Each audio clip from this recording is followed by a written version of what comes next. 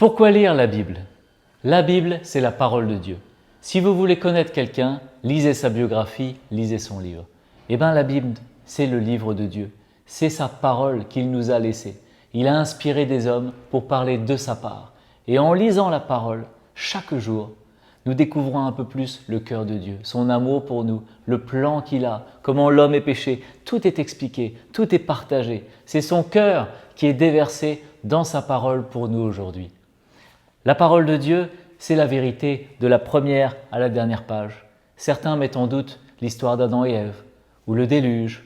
Mais le problème, c'est si on commence à mettre en doute les premières pages, mais à partir de quelle page allons-nous commencer à croire dans la parole de Dieu? La Bible dit d'elle-même qu'elle est la vérité. Et si nous ne croyons pas en Dieu, nous ne pourrons pas comprendre la parole de Dieu. Les premiers mots de la Bible sont « au commencement Dieu ». Au commencement Dieu, au commencement, avant de lire la parole de Dieu, je dois croire en Dieu et que sa parole est la vérité, de la première à la dernière page. La parole de Dieu est faite de deux testaments, l'Ancien Testament et le Nouveau Testament. Le Nouveau Testament est inauguré avec la résurrection de Jésus-Christ. La mort et la résurrection commencent une nouvelle alliance, une alliance de cœur. C'est notre vie chrétienne d'aujourd'hui. L'Ancien Testament était une autre alliance qui ne s'applique pas à nous aujourd'hui. Mais nous pouvons quand même lire l'Ancien Testament car nous découvrons le cœur de Dieu, nous découvrons Christ.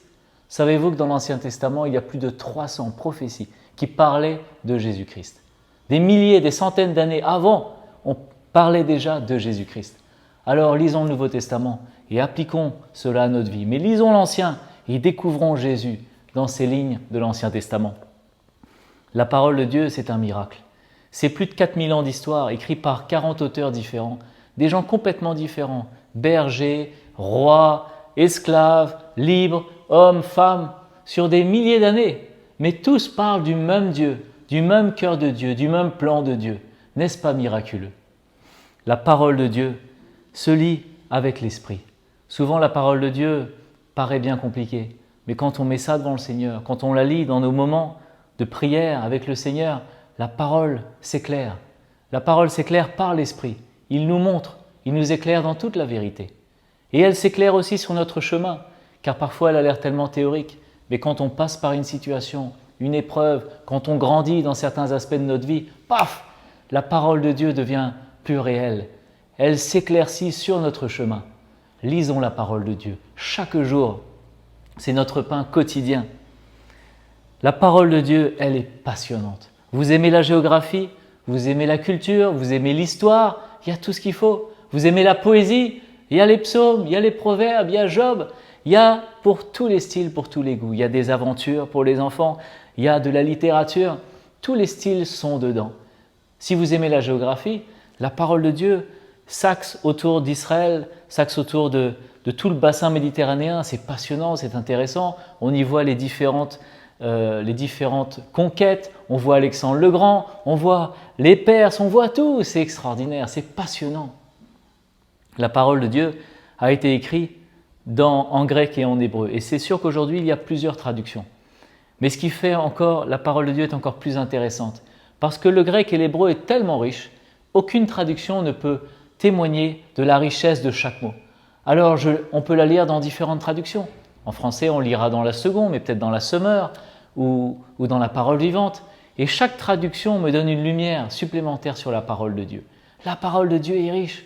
Sa langue d'origine est riche. Et après, si on veut aller plus loin, il y a plein d'outils. On a parlé de géographie tout à l'heure. Acheter un atlas biblique, c'est passionnant.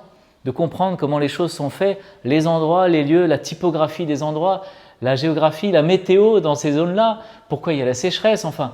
Il y a tellement à apprendre, à découvrir sur la parole de Dieu, que non seulement vous pouvez en faire votre livre de tous les jours, où le Seigneur vous parle, mais aussi un livre qui devient votre passion, votre hobby. Il y a tellement à découvrir.